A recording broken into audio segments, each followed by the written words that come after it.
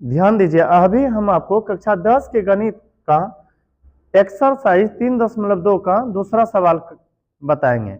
यदि आप इस वीडियो को शुरू से आखिर तक देख लें तो आपको यह बढ़िया समझ में आ जाएगा कि आखिर इस सवाल को कैसे बनाया जाता है, और बहुत आसान शब्दों में हम आपको बताने का प्रयास करेंगे। और निश्चित रूप से कहते हैं, आपको इस वीडियो को देखने के बाद ऐसा कभी भी नहीं लगेगा ऐसा सवाल अब छूटेगा।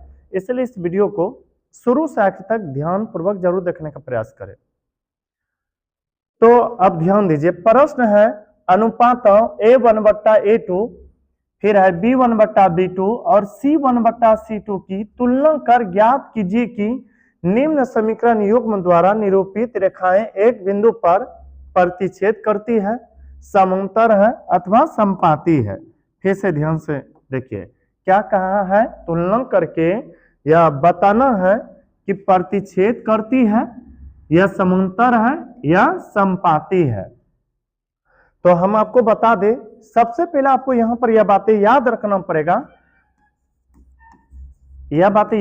पड़ेगा कि यदि A1/A2 बराबर नहीं आया B1/B2 तो इसे हम कहते हैं प्रतिच्छेद करती रेखाएं। क्या कहते हैं? प्रतिच्छेद करती रेखाएं। हम अभी तुलना करेंगे, यदि पहला बराबर दूसरा नहीं आया तो इसे हम कहेंगे प्रतिच्छेद करती रेखाएं। और A1/A2 बराबर B1/B2 बराबर नहीं है C1/C2, यदि यह आया तो इसे कहते हैं समांतर। क्या कहते हैं? समांतर। उम्मीद है कि सब चीज आप जानते होंगे। यदि नहीं जानते हैं तो एक वीडियो पर्सनल इसी पर बनाए हैं जो कि काफी ट्रिक से है, जरूर उस वीडियो को देखने का प्रयास कीजिएगा ताकि आपको A to Z यहां पर आधारित सूत्र समझ में आ जाएगा। अब देखिए, समपाती तब कहेंगे जब सब बराबर होगा। A1/A2 बराबर होना चाहिए B1/B2 बराबर होना चाहिए C1/C2, तो इसे हम समपाती कहेंगे। क्या कहेंगे? समपाती। फिर से देखिए, पहला बराबर दूसरा नहीं हुआ तो प्रतिच्छेद करती रेखाएं, पहला बराबर दूसरा हुआ परंतु तीसरा बराबर ना हो इसे कहते हैं समांतर, और तीनों बराबर निकल जाए तो इसे कहते हैं समपाती। तो पहला सवाल देखिए क्या है। पहला सवाल है 5x - 4y और है फिर +8 बराबर 0। फिर देखिए क्या है, 5x - 4y +8 बराबर 0। फिर है 7x + 6y - 9 बराबर 0। यहां पर जो लिखे हैं ना, इसी जैसा कंपेयर करना है, तुलना करके देखना है कि आखिर किसमें सेट हो रहा है। तो अब ध्यान पूर्वक देखिएगा, सबसे पहले लिखेंगे A1/A2। पता है, ऊपर वाले समीकरण को 1 कहेंगे, नीचे वाले को 2, अर्थात यह हुआ A B C का मान 1 1 1, यानी कि A1 का मान 5, B2 का मान 4 नहीं -4 है, थोड़ा बढ़िया कीजिएगा विचार। C1 का मान 8, फिर है A2 B2 C2, नीचे वाले को 2 में रखते हैं। A2 का मान 7 है, B2 का मान 6 है और C2 का मान -9 है। चिन्ह को ध्यान में रखिएगा। A1/A2, A1 का मान है 5 और A2 का मान 7। क्या लगता है कटेगा? नहीं। तो ये पहला मान आया।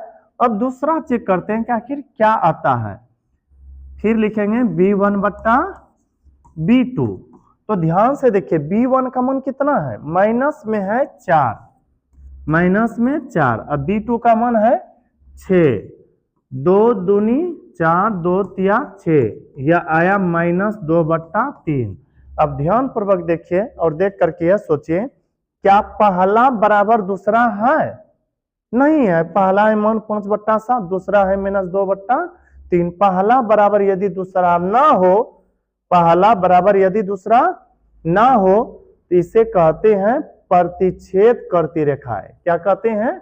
प्रतिच्छेद करती रेखाएं। तो यहां पर आपको लिख देना है कि A1 बट्टा A2 बराबर नहीं है B1 बट्टा B2, अर्थात यह निकला प्रति छेद करती रेखाएं। इसी तरह से बनाना होता है। यह पहला था, आप स्क्रीनशॉट ले सकते हैं। अब इसके बाद दूसरा बनाएंगे इसका। तो अब ध्यान पूर्वक देखिएगा, इसको मिटाते हैं।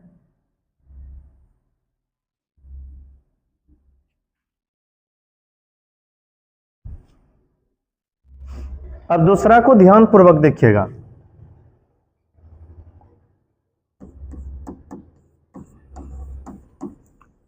दूसरा है 9x प्लस 3y प्लस 12 बराबर 0, और इसी का दूसरा समीकरण है 18x प्लस 6y प्लस 24 बराबर 0। तो फिर से ध्यान से देखें, यदि पहला बराबर दूसरा नहीं आया तो कहेंगे प्रतिच्छेद करती, और यदि पहला बराबर दूसरा आ जाए और तीसरा बराबर ना आए तो इसे कहते हैं समांतर, और तीनों बराबर हो तो कहेंगे समपाती। तो अब आगे पहले जांच करते हैं। सबसे पहले लिखेंगे A1 बट्टा A2। आपको याद रखना है कि प्रत्येक समीकरण में होगा A B C, नीचे भी होगा A B C। ऊपर जो समीकरण है पहला, उसमें 1 1 1 डालेंगे, नीचे 2 2 2। अब देखिए A1 का मान आ गया 9 और A2 का मान 18। 9 एकम 9, 9 दूनी 18, आ गया मान 1 बट्टा 2। यदि 1 बट्टा 2 दूसरा में भी मान आया तो कहेंगे पहला बराबर दूसरा है, तो फिर तीसरा चेक करेंगे। यदि पहला बराबर दूसरा ना हो तो तीसरा चेक करना जरूरी नहीं है। दूसरा आप देखिए, अब B1 बट्टा B2। B1 का मान है 3 और B2 का मान है 6। 3 एकम 3, 3 दूनी 6, 1 बट्टा 2। क्या पहला के मान के बराबर है दूसरा? हाँ, क्यों? क्योंकि पहला आया 1 बट्टा 2 और दूसरा भी 1 बट्टा 2 आया। यदि पहला बराबर दूसरा हो ना, तब अब तीसरा चेक करेंगे।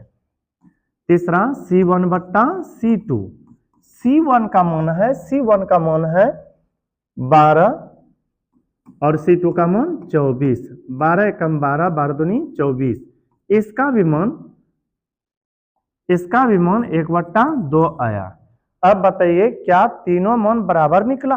हाँ, तो फिर इसको क्या बोलेंगे? समांतर बोलेंगे। ओ सॉरी, समांतर नहीं, समपाती। A1 बट्टा A2 बराबर है B1 बट्टा B2 बराबर है C1 बट्टा C2। यदि सब मान बराबर आ जाए, इसे क्या कहते हैं? समपाती कहते हैं। तो लिखेंगे समपाती। अब इसका स्क्रीनशॉट लीजिए, उसके बाद तीसरा बताते हैं इसका।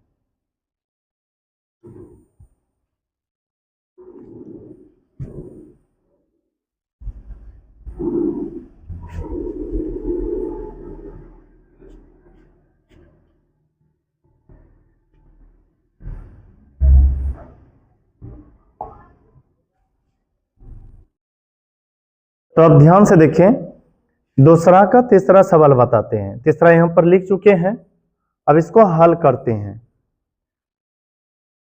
सबसे पहले आपको क्या करना है? चेक कर लेना है A1 बट्टा A2। हालांकि सोल्व सब में लिखिएगा।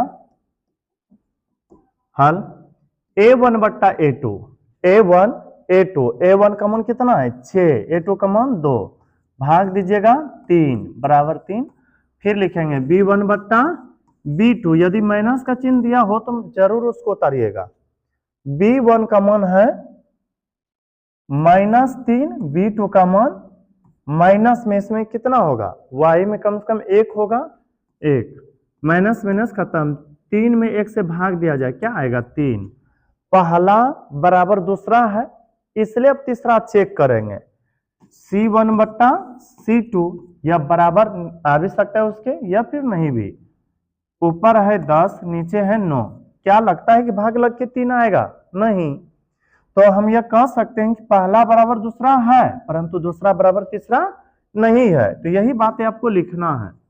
A1 बट्टा A2 बराबर है B1 बट्टा B2 के, यानी कि पहला मान बराबर है दूसरा के परंतु दूसरा मान तीसरा के बराबर नहीं है, बराबर नहीं है। C1 बट्टा C2 इसे समांतर कहते हैं। क्या कहते हैं? समांतर। जब दो ठो बराबर हो तीसरा बराबर नहीं हो इसे हम क्या कहते हैं? समांतर। यहां पर देखिए, पहला बराबर दूसरा, दूसरा बराबर तीसरा नहीं हो इसे कहते हैं समांतर। बस यह था दूसरा सवाल। अब अगला सवाल अगला वीडियो में बताएंगे। यदि अब वीडियो आपको अच्छा लगा हो तो मेरे वीडियो को लाइक कीजिएगा, और अभी तक यदि चैनल को सब्सक्राइब नहीं किए होंगे तो कर लीजिएगा, ताकि जो भी इस तरह से वीडियो अपलोड करें वह वीडियो आप तक आसानी से पहुंच सके। मिलते हैं किसी अगला वीडियो में, तब तक के लिए धन्यवाद।